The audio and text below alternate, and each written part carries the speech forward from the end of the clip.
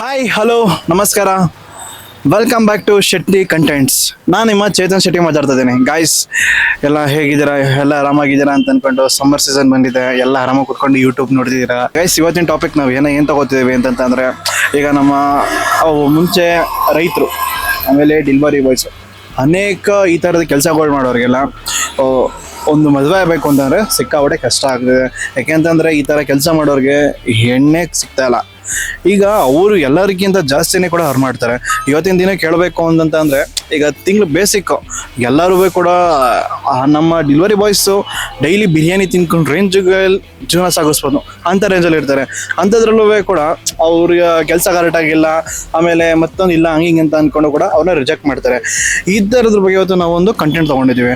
ಇವತ್ತು ಅದೇ ನಮ್ಮ ಜನರ ಹತ್ರ ಈ ಥರದಕ್ಕೆ ಏನು ಪ್ರಾಬ್ಲಮ್ ಆಗ್ತಿದೆ, ಏನು ಎತ್ತ ಅಂತ ಅವ್ರ ಹತ್ರ ಒಂದ್ಸಲ ನಾವು ಕೇಳೋಣ ಅಂತ ಅಂದ್ಕೊಂಡಿದ್ದೀವಿ.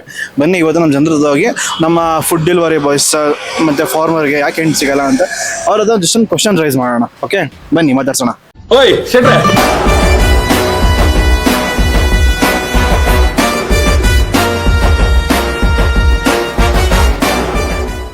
Hi madam. ಹಲೋ, ನಿಮ್ಮ ಹೆಸರು? ಸುಚಿತ್ರಾ.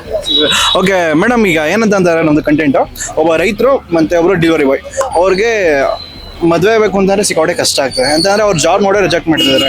ಈಗ ನಿಮಗೆ ಆ ಥರ ಒಂದು ಪ್ರಪೋಸಲ್ ಬಂದರೆ ನೀವು ಒಪ್ಕೋತೀರಾ? Of course ಒಪ್ಕೊಳ್ತೀವಿ. ಇದು ಆಕ್ಚುಲಿ ಚೆನ್ನಾಗಿರೋದು. ಯಾಕೆ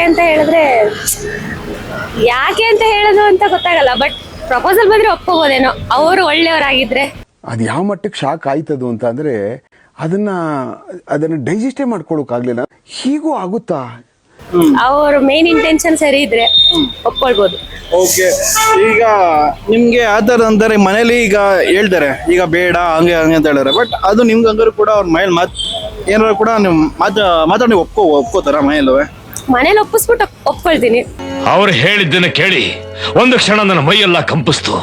ಓಕೆ, ಇವಾಗ ಏನಾರು ಬರ್ತಾರೆ ಮಂದಿ ಪ್ರಪೋಸಲ್ ಏನಾರು? ಇಲ್ಲ ಸರ್, ಬಂದಿಲ್ಲ. ಓಕೆ, ಸರಿ ಮೇಡಮ್, ಥ್ಯಾಂಕ್ ಯು. ಇಷ್ಟ ಅವರು ಮನುಷ್ಯರು ತಾನೆ, ಅವ್ರಿಗೂ ಮನ್ಸು ಒಳ್ಳೆ ಗುಣ ಇದ್ದೇ ಇರುತ್ತೆ ತಾನೆ. ಈಗ ನಾನು ರೈತನ ಮಗ್ಲೆ, ಈಗ ನಮ್ಮಪ್ಪ ರೈತ ಆಗಿ ಈಗ ನಮ್ಮಮ್ಮ ಮದ್ವೆ ಆಗಿ ನಮ್ನೆಲ್ಲ ಚೆನ್ನಾಗಿ ನೋಡ್ಕೊಂಡಿಲ್ವಾ? ಹೆಂಗಿದೆ ಓಪನಿಂಗ್ ಥ್ರಿಲ್ಲು? ಹಂಗೆ ಅವರು ನೋಡ್ಕೊತಾರೆ. ಇವಾಗಿನ ಕಾಲದಲ್ಲಿ ರೈತ ಎಲ್ಲಾರು ಅವ್ರ ಹೆಂಡತಿ ಮಕ್ಳನ್ನ ಚೆನ್ನಾಗೇ ನೋಡ್ಕೊತಾರೆ, ಯಾರು ಬಿಟ್ಕೊಡಲ್ಲ ಅವ್ರ ಹೆಂಡತಿ ಮಕ್ಳು, ತುಂಬಾ ಚೆನ್ನಾಗಿ ನೋಡ್ಕೊತಾರೆ. ರೈತರಾದ್ರೇನು, ಫುಡ್ ಡೆಲಿವರಿ ಬಾಯ್ಸ್ ಆದ್ರೇನು, ಅವ್ರಿಗೂ ಒಳ್ಳೆ ಮನ್ಸಿರುತ್ತೆ, ಅವ್ರಿಗೂ ಹೆಂಡತಿ ಮಕ್ಳು ನೋಡ್ಕೋಬೇಕನ್ನೋ ಮೆಥಡ್ ಇರುತ್ತೆ. ಸೊ ಅವ್ರ ಮೇಲೆ ಡಿಪೆಂಡ್, ಹುಡುಗರ ಗುಣ ಮತ್ತೆ ಮನ್ಸ್ ಮೇಲೆ ಡಿಪೆಂಡ್. ಏನಿಲ್ಲ, ಆಗ್ಬೋದು. ಅಲ್ಲ, ಇವತ್ತಿನ ದಿನಕ್ಕೆ ತುಂಬಾ ಜನ ರಿಜೆಕ್ಟ್ ಮಾಡ್ತಿದ್ದಾರೆ. ಅದಕ್ಕೆ ಅಂದ್ರೆ ಸರ್, ಇವಾಗ ಮನಿ ನೋಡ್ತಾರೆ. ಏನಂತೀರಾ? ಅಷ್ಟೇ. ಫುಡ್ ಡೆಲಿವರಿ ಬಾಯ್ ಅಥವಾ ಫಾರ್ಮರ್ ಆಗ್ಲಿ ಚೆನ್ನಾಗಿ ಸಂಪಾದನೆ ಮಾಡಿ ಚೆನ್ನಾಗಿ ಮಾಡಿದ್ರೆ ಯಾಕೆ ಹೆಣ್ಣು ಕೊಡಲ್ಲ? ಮೇಡಮ್, ಈಗ ಏನಪ್ಪಾ ಅಂತಂದ್ರೆ, ಒಬ್ಬ ನೀವು ಯಾವ್ದೋ ಬೇಸಿಕ್ ಒಂದು ಈಗ ಹೊಸ ಹುಡುಗ ಕೆಲಸ ಸೇರ್ಕೊಳ್ತಾನೆ ಅಂತ ಅನ್ಕೊಳ್ಳಿ, ಡೆಲಿವರಿ ಬಾಯ್, ಅವನೇ ಈಗ ತಿಂಗಳಿಗೆ 20,000 ಅರ್ನ್ ಮಾಡ್ತಾನೆ. ಒಬ್ಬ ರೈತರು ಅಷ್ಟೇ, ಈಗ ಅವರು ಒಂದು 3 ಮಂತ್ಸ್ 6 ಮಂತ್ಸ್ ಹಂಗೆಲ್ಲ ಕೂಡ ಒಳ್ಳೆ ಅಮೌಂಟೇ ಅರ್ನ್ ಮಾಡ್ತಾರೆ. ಹಂಗಾದ್ರೂ ಕೂಡ ಇಲ್ಲಿ ಮನಿ ಅಷ್ಟು ಮ್ಯಾಟರ್ ಆಗ್ಬೋದಾ? ಆಗುತ್ತೆ ಸರ್, ಮನಿನೂ ಇಂಪಾರ್ಟೆಂಟ್ ಆಗಿರುತ್ತೆ. ಸೊ ಫಾರ್ಮರ್ ಅವರು ಮದ್ವೆ ಆದ್ರೆ ಏನು ಮಾಮೂಲಿ 6 ತಿಂಗಳಿಗೊಂದ್ಸತಿ ಸಂಪಾದನೆ ಮಾಡೇ ಮಾಡ್ತಾರೆ. ಎಲ್ಲಾರು ಚೆನ್ನಾಗೇ ನೋಡ್ಕೊಳ್ತಾರೆ, ಅವ್ರ ಹೆಂಡತಿ ಮಕ್ಳನ್ನ ಯಾರು ಬಿಟ್ಕೊಡಲ್ಲ. ಆಗ್ಬೋದು, ಏನಿಲ್ಲ. ಇವಾಗ ನಾನು ಗಾರೆ ಕೆಲ್ಸದವ್ರನ್ನೇ ಮದ್ವೆ ಆಗಿರೋದು, ಅವರು ನನ್ ತುಂಬಾ ಚೆನ್ನಾಗಿ ನೋಡ್ಕೊತಾ ಇದಾರೆ. ಅದು ಅವ್ರ ಮೇಲೆ ಡಿಪೆಂಡ್ ಆಗುತ್ತೆ ಅಷ್ಟೇ. ನೀವ್ ಯಾವಾಗ್ಲೂ ಇಲ್ಲಿರ್ತೀರಾ? ಓಕೆ, ಹಂಗಂತಂದ್ರೆ ಈಗ ಕೆಲಸನೇ ಮ್ಯಾಟರ್ ಆಗಲ್ಲ, ವ್ಯಕ್ತಿ ಮೇಲೆ ಮ್ಯಾಟರ್ ಆಗುತ್ತೆ ಅಂತ ಮ್ಯಾಟರ್ ಆಗುತ್ತೆ. ಹೌದು, ನಿಜ. ಅವು ವ್ಯಕ್ತಿ ಗುಣ ಮತ್ತೆ ಮನ್ಸ್ ನೋಡ್ ಮದ್ವೆ ಆದ್ರೆ ಅವ್ರು ಚೆನ್ನಾಗಿ ನೋಡ್ಕೋತಾರೇನೋ, ಯಾರಿಗ್ ಗೊತ್ತು ಅಲ್ವಾ? ಮೇಡಮ್, ನಿಮ್ಮ ಯಜಮಾನ್ ಹೆಸರೇನು? ಗಿರೀಶ್ ಅಂತ ಸರ್. ಮೇಡಮ್ ತುಂಬಾ ಒಳ್ಳೆ ಚೆನ್ನಾಗಿ ಮಾತಾಡಿದ್ದಾರೆ. ಮೇಡಮ್ ಯಾರೋ ಒಂದು ಗಿಫ್ಟ್ ಕೊಡ್ಸಿ sir. Thank you madam. Bro, ಏನು ಅಂದ್ರೆ ಒಂದು ಹುಡುಗನ್ನ ಒಂದು ಇದ್ರಲ್ಲಿ ನೋಡಿ ಅಳಿಯೋದು ತುಂಬಾ ತಪ್ಪು. ಏಕೆಂದ್ರೆ ಅವನ್ಗೆ ಅದಕ್ಕಿಂತ ಜಾಸ್ತಿ ಸಾಮರ್ಥ್ಯ ಇದ್ಮೇಲೆ ಅವನ್ಗೆ ಕೆಲ್ಸ ಸಿಗ್ತಿಲ್ಲ ಅಂದ್ರೆ ಅದು ಅವ್ನ್ ತಪ್ಪಾಗೋದಿಲ್ಲ ಅಲ್ಲ. ಆದ್ರಿಂದ ಅವನ್ನ ಆತರ ಕೀಳಾಗಿ ನೋಡೋದು ತಪ್ಪು ಅಂತ ನಾನು ಹೇಳ್ತೀನಿ. ಆಮೇಲೆ ಇನ್ನೊಂದು ಕಡೆ ಸಮಾಜದೊಳಗಡೆ ಹಿಂಗೂ ಇರ್ತಾರ ಅನ್ನುವಂಥದ್ದು ಅನ್ನಿಸ್ತು. ಓಕೆ, ಈಗ ಎಂತಾರೆ ಬೇಸಿಕಲಿ ಹೇಳ್ಬೇಕು ಅಂತಂದ್ರೆ, ಈಗ ಒಂದು IT ಸೆಕ್ಟರ್ ಈಗ ಏನ್ ಸ್ಟಾರ್ಟಿಂಗ್ ಸ್ಯಾಲರಿ ಸಿಗುತ್ತೆ, ಇವ್ರಿಗೆ ಆಲ್ಮೋಸ್ಟ್ ತಿಂಗಳು ಅಷ್ಟೇ ಅರ್ನ್ ಮಾಡೋಷ್ಟೇ ಕೆಪಾಸಿಟಿ ಇದೆ. ಹಂಗಾದ್ರೂ ಕೂಡ ರಿಜೆಕ್ಷನ್ಸ್ ಆಗ್ತಿದೆ. ಈಗ ನೀವೇನು ವರ್ಕ್ ಮಾಡ್ತಿದ್ದೀರಿ? ಬ್ರೋ, ನಾನು ಇನ್ನೂ ವರ್ಕಿಂಗ್ ಇಲ್ಲ, ಕಾಲೇಜ್. ಓಕೆ, ಹಂಗಂದ್ರೆ ಇದ್ರ ಬಗ್ಗೆ ನಿಮ್ಮ ಇಷ್ಟೇ ಗೊತ್ತಿದೆ. Okay, thank you bro. Thank you. ಇವಾಗ ಪ್ರೆಸೆಂಟ್ ಹೇಳ್ಬೇಕಂದ್ರೆ ಸರ್, ನಾನು ಹೆಣ್ಣು ನೋಡ್ತಾ ಇದ್ದೆ. ನಾನು ಒಬ್ಬ ರೈತನೇ.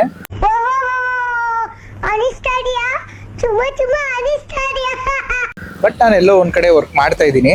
ಎರಡೂ ವರ್ಕ್ ಮಾಡ್ತಾ ಇರೋದ್ರಿಂದ ಬೇಗ ಎಂಡ್ ಸೆಟ್ ಆಯಿತು. ಬಟ್ ಇವಾಗಿರೋ ಜನಸಂಖ್ಯೆ ಇದರಲ್ಲಿ ಹುಡುಗರೆಲ್ಲ ಆಲ್ಮೋಸ್ಟ್ ಆಲ್ ಎಲ್ಲ ಸ್ವಂತ ಕೆಲಸನೂ ಮಾಡ್ತಾ ಇರ್ತಾರೆ. ಅವ್ರಿಗೆಲ್ಲ ದಯಮಾಡಿ ಹೆಣ್ಣು ಕೊಡಿ, ಏನು ತೊಂದರೆ ಇಲ್ಲ. ನಮ್ಮ ಮನೇಲೂ ನಾವು ನೋಡ್ತಾ ಇದ್ದೀವಿ, ನಮ್ಮ ತಂಗಿದಿರು ಇದ್ದಾರೆ, ಅವ್ರಿಗೆಲ್ಲ ನಾವು ನೋಡ್ತಾ ಇದ್ದೀವಿ. ಬಟ್ ಏನೋ ಒಂದು ವ್ಯವಹಾರ ಮಾಡಿಕೊಂಡು ಚೆನ್ನಾಗಿದ್ರೆ ಉತ್ತಮವಾಗಿ ಅವ್ರಿಗೆಲ್ಲ ಹೆಣ್ಣು ಕೊಡ್ಬೋದು, ಏನು ತೊಂದರೆ ಇಲ್ಲ. ಇವಾಗಿರೋ ಪ್ರಪಂಚದಲ್ಲಿ 60 ವರ್ಷದ ಮೇಲೆ ಯಾರೂ ಬದುಕ್ತಲ್ಲ, 30 ವರ್ಷ ಆಲ್ರೆಡಿ ಆಗಿ ಹೋಗಿರುತ್ತೆ, ಇನ್ನು 30 ವರ್ಷ ಬದುಕಬೇಕಷ್ಟೇ ಜೊತೆಯಲ್ಲಿ. ಅದಕ್ಕೋಸ್ಕರ ಹೆಣ್ಣು ಕೊಡಿ, ಅದು ಹೇಳಕ್ ಇಷ್ಟಪಡ್ತೀನಿ. ಯಾರು ಮಾಡಕ್ ಸಾಧ್ಯ ಆಗಲ್ಲ, ಯಾವನ ಇದ್ದಾನಲ್ಲಿ. ಓಕೆ, ನಿಮ್ಮ ಮದುವೆ ಸೆಟ್ ಆಗಿದೆ? ನಮಗೂ ಸೆಟ್ ಆಗಿದೆ ಸರ್. ನಾನು ಇವಾಗ ವರ್ಕಿಂಗ್ ಅಲ್ಲಿ ಇದ್ದೀನಿ, ಬಟ್ ನಮಗೂ ಜಮೀನಿದೆ. ನಾವು ಮಂಡ್ಯದವ್ರೆ, ಶ್ರೀರಂಗಪಟ್ಟಣ, ನಮಗೆಲ್ಲ ಜಮೀನೆಲ್ಲ ಇದೆ. ಅದು ಮಾಡ್ತೀವಿ, ಜೊತೆಗೆ ವರ್ಕಿಂಗು ಮಾಡ್ತಾ ಇದೀವಿ. Okay, all the best bro, happy marriage life. Thank you. Attend ಮಾಡಬೇಕು ಅಂತ ಬಂದಿದ್ದೀವಿ. ಇಲ್ಲಿ ನೋಡಿದ್ರೆ ಜನಗಳು ಸಿಕ್ಕಲ್ಲ, ಸಿಕ್ಕಿಗಳು ಯಾರು ಮಾತಾಡೋಕ್ಕೆ ರೆಡಿ ಇಲ್ಲ. ಒಬ್ಬನೇ ಓಡಾಡ್ತೀನಿ ಕಣೋ, ನನ್ನನ್ನೇನಾದ್ರು ಸಾಯಿಸ್ಬಿಟ್ರೆ. ನಮ್ಮ ಪಾಡ್ ನೋಡಿ ಇವತ್ತು ಹೆಂಗೈತೆ. ಅಯ್ಯೋ ಭಗವಂತ. ಬನ್ನಿ ನೋಡೋದ ಬೇರೆಯವ್ರು ಸಿಗ್ತಾರ ಮಾತಾಡ್ಸಕ್ಕೆ. ಬ್ರೋ ಏನಿಲ್ಲ ಬ್ರೋ, ಸಿಂಪಲ್ಲು. ಈಗ ಒಬ್ಬ ಡೆಲಿವರಿ ಬಾಯ್, ಈಗ ಅವ್ನಿಗೆ ಒಂದು ಮದುವೆ ಆಗಬೇಕು ಅಂತಂದ್ರೆ ಈಗ ಅವ್ನ ಕೆಲಸ ಮಾಡಿ ರಿಜೆಕ್ಟ್ ಮಾಡ್ತಾರೆ. ಈಗ ರೈತಂಗೋಸ್ಕರ ರೈತರಾದ್ರೆ ಎಣ್ಣೆ ಕೊಡಲ್ಲ ಅಂತ ಹೇಳ್ತಾರೆ. ಅದ್ರ ಬಗ್ಗೆ ಏನು ಹೇಳ್ತೀರಾ ಅಂತ? ಮರ್ತೋಗೈತೆ, ಮಾತಾಡ್ಬೇಕು ಅನ್ಕೊಂಡಿದ್ದೆ. ಮರ್ತೋಗೈತೆ, ಟೆನ್ಷನ್. ನಾನು ಸಿಗ್ಬೇಕಾದ್ರೆ ಮಾತಾಡ್ಬೇಕು ಅಂತ ಅನ್ಕೊಂಡಿದ್ದೆ.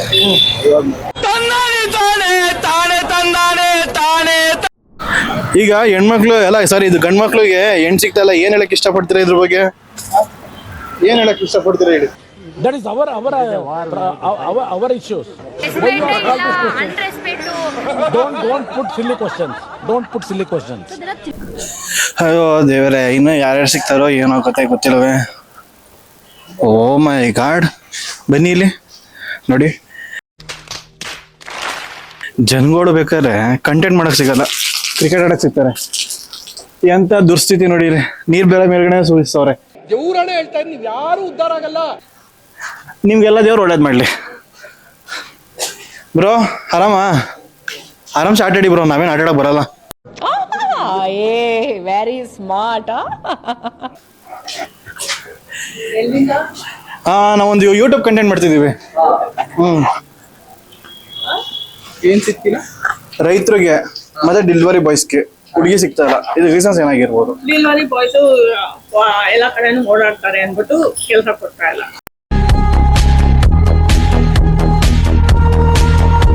ಹೆಣ್ಮಕ್ಳು ತಪ್ಪು ಹೇಳಕ್ಕಿಲ್ಲ. ಯಾಕಂದ್ರೆ ನಾವೊಂದು ಟೈಮಲ್ಲಿ ಈ ವರದಕ್ಷಿಣೆ ಕೇಳೋದು, ಆಮೇಲೆ ಮನೆ ಕೆಲಸ ನಿಮಗೆ ಗೊತ್ತಿದ್ಯಾ ಅಂತ ಹೇಳೋದು, ಆಮೇಲೆ ನಮ್ಮ ಮನೇಲಿ ಜೀತಕ್ಕೆ ನಿಂತ್ಕೋಬೇಕು, ಈ ತರ ಡಿಮ್ಯಾಂಡ್ ಮಾಡೋದು ಹೆಣ್ಮಕ್ಳನ್ನ, ಆಮೇಲೆ ತೊಂದರೆ ಕೊಡೋದು, ಈ ತರ ನಾನಾ ತರ ಹಿಂಸೆಗಳು ಕೊಡೋದು, ಈ ತರ ಎಲ್ಲ ಸುಮಾರು ಮಾಡ್ತಾ ಇದ್ವಲ್ಲ. ನನಗೆ ಎಷ್ಟು ಚೀಪ್ ಅನಿಸ್ಬಿಡ್ತು ಅಂದ್ರೆ, ಥೋ ನಿಮ್ಮ ಈ ತರದೆಲ್ಲ ಇದಾರೆ ಜನ. ಈ ಇದರಿಂದ ಏನಾಗಿದೆ ಅಂದ್ರೆ ಹೆಣ್ಮಕ್ಳ ಮನೆಯವರ ಮನಸ್ಸಲ್ಲಿ ಒಂದು ಒಂದು ಇದು ತುಂಬ್ಕೊಂಡ್ಬಿಟ್ಟಿದೆ. ಯಾಕಂದ್ರೆ ಈ ತರ ಆಗ್ತಾ ಇದೆಯಲ್ಲ, ನಾವು ಮುಂದಕ್ಕೆ ಏನಾದ್ರು ಎಚ್ಚರಿಕೆಯಲ್ಲಿ ಬಾಳ್ಬೇಕು ಅನ್ನೋ ಒಂದು ಯೋಚನೆಗಳ ಮನಸ್ಸಲ್ಲಿ ತುಂಬಿ ಅವ್ರು ಅದನ್ನ ಒಬ್ಬೊಬ್ಬರಾಗಿ ಈಗ ಜಾಸ್ತಿ ಜನಗಳ ಆ ಚಿಂತೆಯಲ್ಲಿ ತಿರುಗಿಬಿಟ್ಟಿದ್ದಾರೆ. ಇದೇ ಕಾರಣ.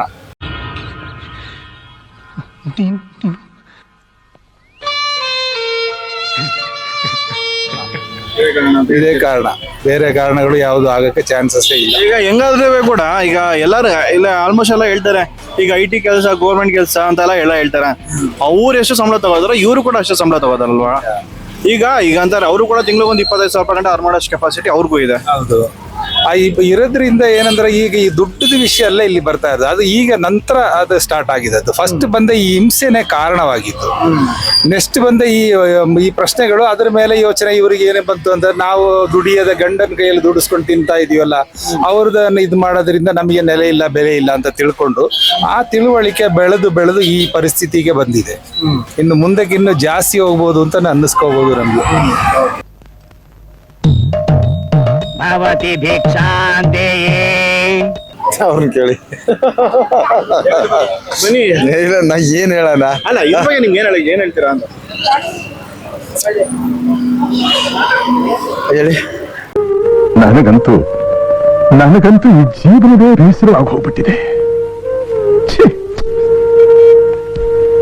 ತೋರಿಸ್ತಾ ಇರೋದೇ ಈಗ ಒಬ್ಬ ಫುಡ್ ಡೆಲಿವರಿ ಬಾಯ್ ಮತ್ತೆ ಇನ್ನೊಬ್ರು ರೈತರು ಅವ್ರ ಕೆಲಸ ನೋಡ್ಬಿಟ್ಟು ಇವತ್ತಿನ ದಿನಕ್ಕೆ ಹೆಣ್ಣು ಕೊಡೋದ ರಿಜೆಕ್ಟ್ ಮಾಡ್ತಿದ್ದಾರೆ. ಅದ್ರ ಬಗ್ಗೆ ನೀವೇನ್ ಹೇಳಕ್ ಇಷ್ಟಪಡ್ತೀರಾ? ಏನನ್ನ ಹೇಳೋದು, ಏನ್ ಗೊತ್ತು ನಮ್ಗೆ ಹೇಳಕ್ಕೆ. ಇವಾಗ ಅದೊಂದು ಟ್ರೆಂಡ್ ಆಗ್ಬಿಟ್ಟಿದೆ. ನಿಲ್ಸು ನಿಲ್ಸು ನಿಲ್ಸು ನಿಲ್ಸು ಬ್ಯಾಕ್ ಬ್ಯಾಕ್ ಬ್ಯಾಕ್ ಬಾ ಪ್ಲೇ ಪ್ಲೇ ಅದೊಂದು ಟ್ರೆಂಡ್ ಆಗ್ಬಿಟ್ಟಿದೆ.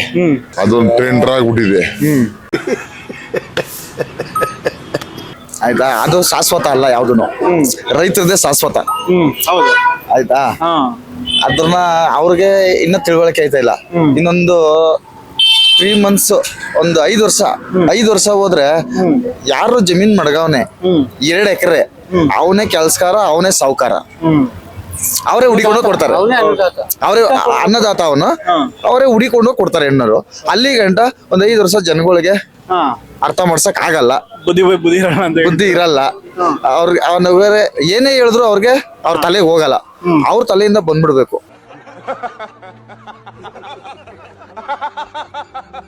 ಓಕೆ ಅಲ್ವಾ ಸರ್? ಈಗ ಮತ್ತೆ ಫುಡ್ ಹೇಳಿ ಸರ್, ಹೇಳಿ ಸರ್. ಇವಾಗ ಅವ್ರವ್ರ ವೃತ್ತಿ ಬಂದು ಅವ್ರಿಗೆ ದೊಡ್ಡದು. ರೈತರಿಗೆ ಆ ವೃತ್ತಿನೇ, ಸಾಫ್ಟ್ವೇರ್ ಇಂಜಿನಿಯರ್ ವೃತ್ತಿನೇ ಮುಖ್ಯ. ರೈತರಿಗೆ ವ್ಯವಸಾಯನೇ ಮುಖ್ಯ. ಹಾಗಾಗಿ ರೈತರಲ್ಲೂ ಕೂಡ ಒಂದು ಒಳ್ಳೆ ಮನ್ಸಿರೋಂಥದ್ದು, ಒಂದು ಒಳ್ಳೆ ಹಾವಭಾವ, ಹೆಣ್ಮಕ್ಳ ಮೇಲೆ ಗೌರವ ಇರೋಂಥದ್ದು ರೈತರಲ್ಲೂ ಇದೆ. ಯಾಕೆ ಕೊಡ್ಬಾರ್ದು ಅವ್ರಿಗೆ ಹೆಣ್ಮಕ್ಳನ್ನ?